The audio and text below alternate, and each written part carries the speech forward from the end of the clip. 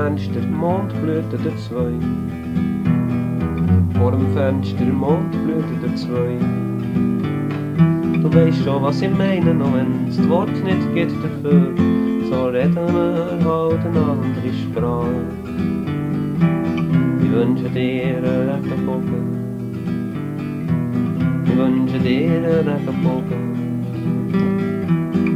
Einen goldigen Regenbogen.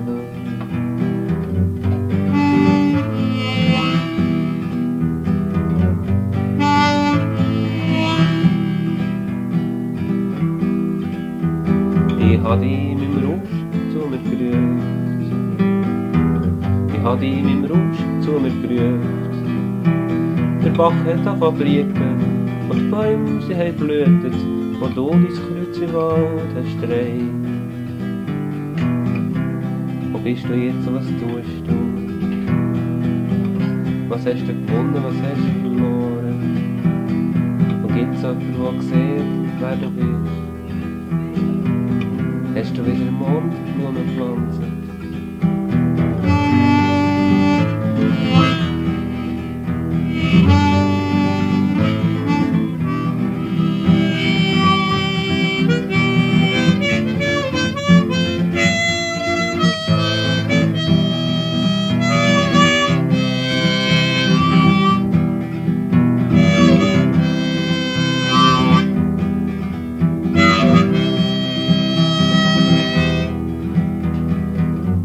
Hast du wieder Mondblumen gepflanzt?